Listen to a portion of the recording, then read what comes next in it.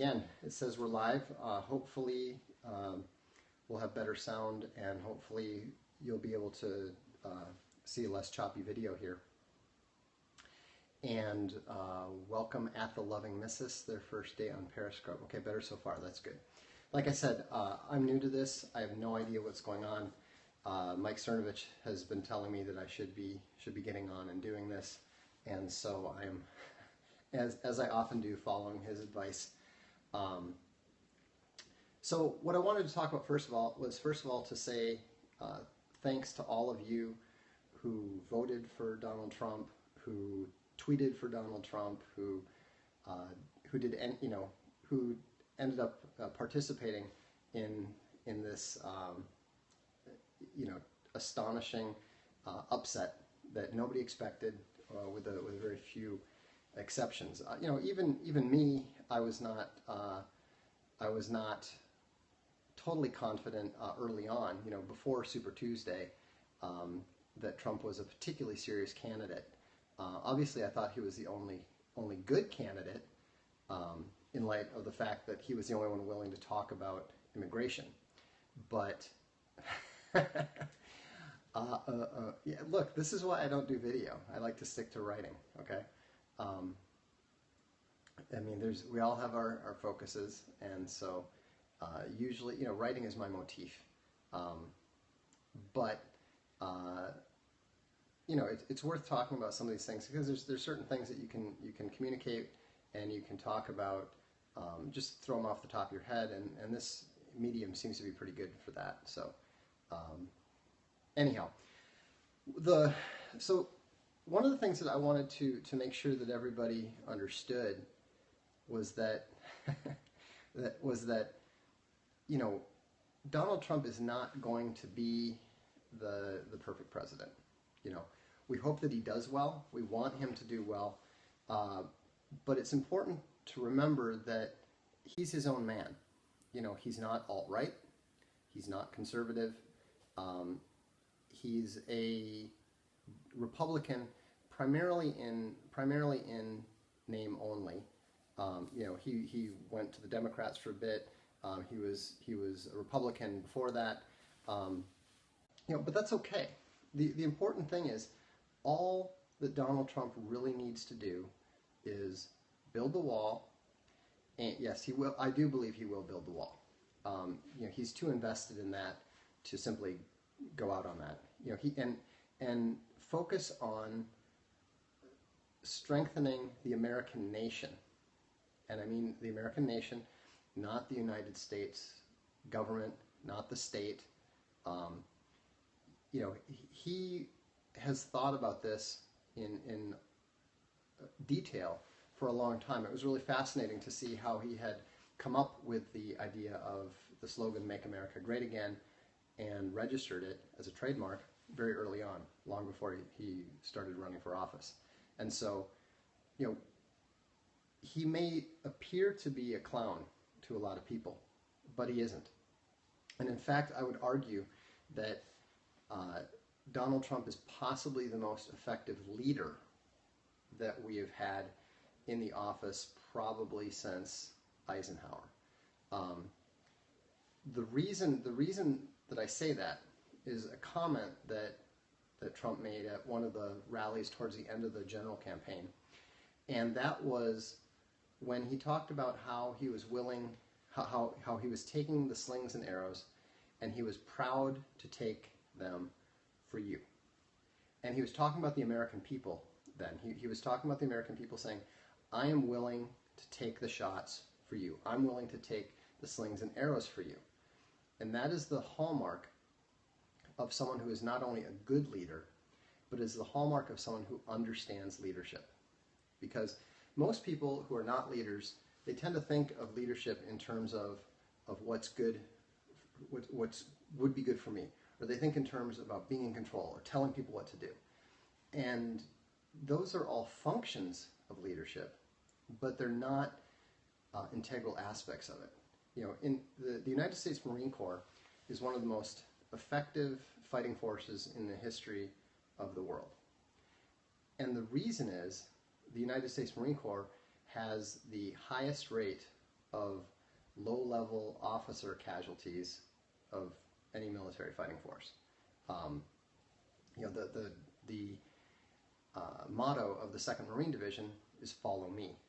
Well, if people are following you in combat, guess who's getting shot at first? Okay, and so what Trump is already exhibiting, what he was already exhibiting in the campaign, is that level of genuine leadership, that level of sacrificial leadership. And so, you know, he is willing. What he has shown is he is willing to sacrifice his ego for the nation. He's willing to sacrifice his reputation for the nation. He's willing to look like an idiot, like a clown. He's willing to talk at a 7th grade level and speak in rhetoric, if that's what it takes. You know, he will do what needs to be done. And we're already seeing other aspects of leadership in the way that he conducted his team building. You know, if you remember, they were talking about how, oh, the new incoming administration is in complete disarray. And that wasn't true. You know, it was just that he was doing things in a very different way than previous administrations where you had men who are not natural leaders. You know, Obama is not a leader. He's a performer. And, you know, George Bush is not a leader. You know, he wasn't even supposed to be the family's candidate for president. It was supposed to be Jeb. You know, Reagan was also not really a leader. You know, he was not used to having a team, running things, etc. He did it. He did it in California successfully, but you know, he was more of what I would call a inspiring figure rather than a leader. I am reading the comments. I just don't know how I'm supposed to talk about things and respond to the comments. Please keep in mind, this is my first time using Periscope. It's almost my first time using a modern iOS, and it's definitely my first time using this iPad mini for anything but game design and testing. So, so my apologies if I'm not any good at this. Anyhow, how can a figurehead leader maintain anti-fragility? He can't. I mean, there isn't any such thing. So, someone says Vox has mastered the Stefan sway. Actually, I am imitating Stefan in that I was wondering how I would do this sitting in my chair, and then I found this tripod, and I thought, you know what? I think I'll just stand up. Stefan stands up, seems to work for him, so we'll do that. And the best part is, because I'm standing up, I don't have to completely clean off my table. So that's key. Anyhow, so we're talking. So you know, we're all looking forward to the Trump administration. We're looking forward to the inauguration tomorrow. I'm excited about that. I mean, it was amazing. Space Bunny actually said to me, "Hey, we're gonna watch the inauguration tomorrow, right?" Thing is, I haven't paid any attention to an inauguration since I went to the 1988 inaugural ball for George Bush. But anyhow, we're gonna watch it, and we'll have a little inauguration party here from Europe. You know, and the thing is that's astonishing about the Trump revolution is that it's global. I mean, you know, people stop us.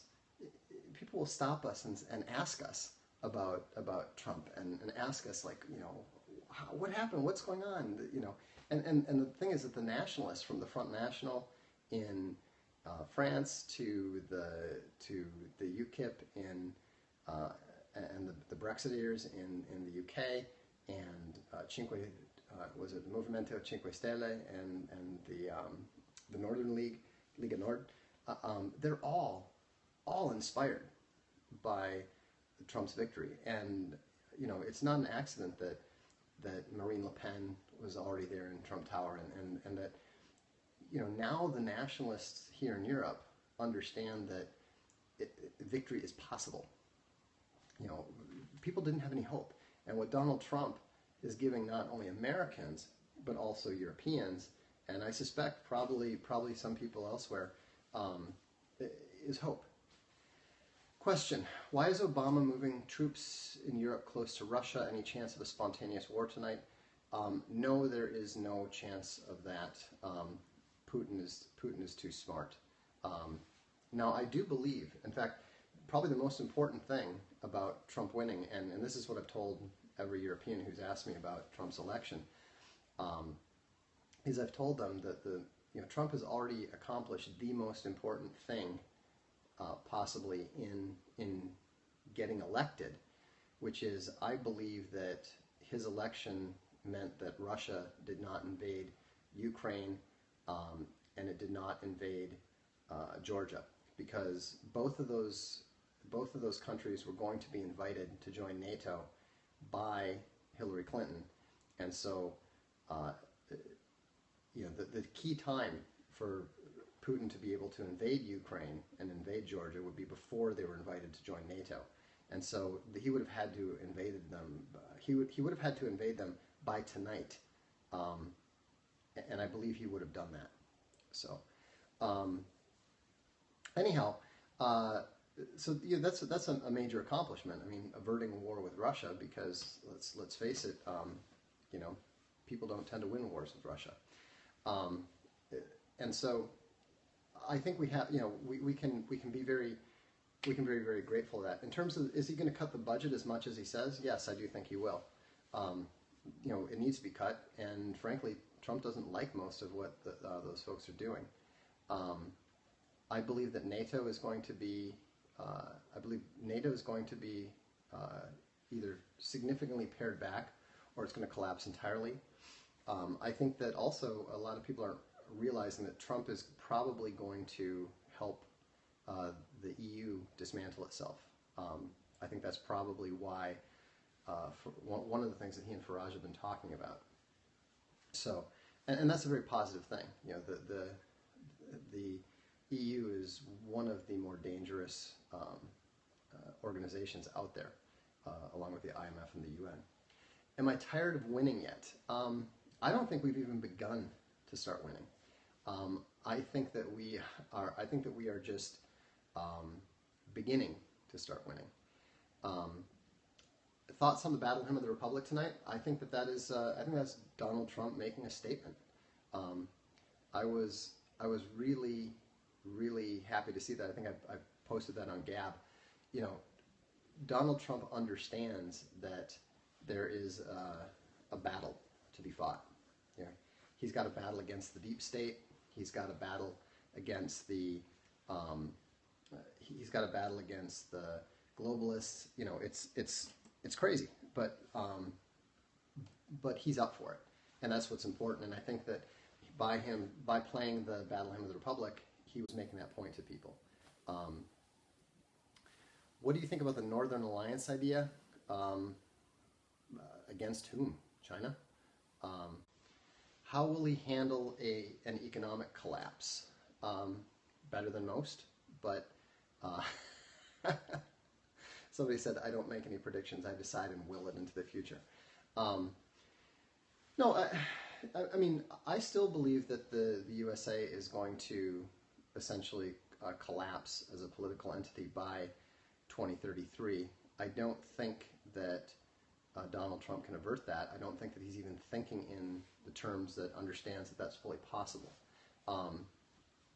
And so, Trump can't do anything about the economy. He can help things out, but the thing is it's going to fall apart sooner or later. And I think that what he will do, and the important thing that he'll do, and what I was hoping or what at least what I'm hoping that he'll do, is that he will prevent things from getting worse. Right now, the USA has experienced the largest invasion in human history, 65 million people. There's never been a movement of people that big. And so, and there's never been any significant movement of people without subsequent war. And so, there is going to be war. There is going to be war in Europe. There is going to be war in Asia, and there is going to be war in the USA. And so, it's going to be difficult. And people are going to need to build communities. They're going to they're going to need to build support groups for each other. Um, and is this something that the globalists want? Is this something that they don't want? Is this something trying to stop? Is there something trying to create? I mean, the answer is probably yes, because there are different people with different agendas and different goals. I'm sure there's plenty of somebody says war in Asia, all of it. China's expanding, and China's going to expand. They're patient, fortunately. So I think that they will come to some kind of accommodation with Trump and with the USA. They've already reached some sort of rapprochement with Russia to a certain extent. But we've already seen the Philippines starting to indicate that they are willing to accommodate China. The Japanese are obviously aware of that, and so yeah, the Chinese economy is crap right now. That's why the Chinese are not about to launch a big. They're not going to try to challenge the USA. In fact, I think the Chinese are smart enough that they'll just kick back and see what happens in the States. With all the demographic disaster that's taking place in the USA, I think that they can just wait it out. So, also, I think that the Chinese are much more focused on Africa. There's an awful lot of resources there, and we all know that the Chinese are pretty merciless, and so it wouldn't surprise me to see some major colonization attempts taking place there. Louder, sorry. This is how I talk. I'll see if I can, for the next one, I'll see if I can boost my mic up or something. Anyhow, I'm not worried about assassin. Someone says there's that. If you're having an issue with your volume, check out your volume control. That might be it. So let's see. A couple last things, then we'll go, because I don't think these things are meant to go on for the Stefan Molyneux hours. But anyhow, I'm glad you're enjoying this. I hope you'll tell your friends who are into this sort of thing. I'm going to try to do it fairly regularly. Let me just a couple minor little advertisements here. Infogalactic is going to be starting a little bit of a news site, and I'm going to be doing probably a daily news cap each evening around 7 p.m. Eastern. It's just going to be a very short one, like 10 minutes, hit the top 5 or 10 points of the day. We'll also have sort of a Drudge Report style thing going on Infogalactic that will be working in cooperation with that. So it's very exciting, and hopefully we're going to be doing some stuff, some similar stuff with Gab soon. Obviously, we alt tech guys like to work together. Why don't I take 2 more questions? I'm not going to get banned from Twitter. Well, I mean, obviously it's possible to get banned from Twitter. Andrew seemed to manage to do it without doing anything. But I'm not using Twitter. I'm only posting on Gab. So if they're going to kick me off, they'll just be doing it for their own reasons. I'm not going to cause any trouble. Let's see. What video games are you playing? Right now, I've been playing Eador Genesis, which is a strategy game. I've been working on a little sports sim game for a 3-letter sports league that's going to be out soon. And I'm also working on a design for a automotive game, which you'll probably hear about in October. And I'm working with a really, really great game designer as our executive producer, so I'm pretty happy about that. What can we do individually to make Western civilization great again? I think the best thing that you can do as an individual to make Western civilization great again is speak the truth. Speak the truth first to yourself, and then speak it to others, and stop worrying about being judged or rejected or banned or suspended. I'm not talking about being an asshole. I'm not talking about being rude to people and telling people unpleasant things just because you enjoy it. I'm talking about just speaking the truth when you're asked questions. And you know, too much ground has been lost because people are afraid. And, you know, I mean, whether you're a Christian or not, you should understand the significance of the verse in the Bible that says we are not given a spirit of fear.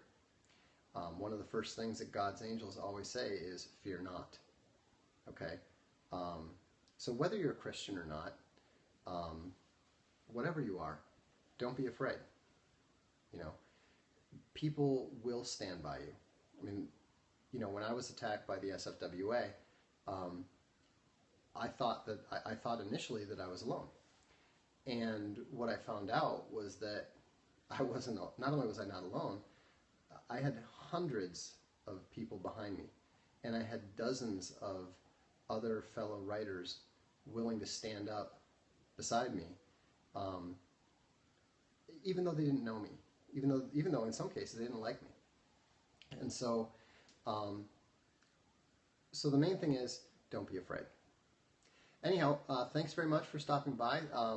I'm glad it worked, and I assume that they'll let you know when we do this the next time. Otherwise, I'll try to post a warning on my blog and on Gab.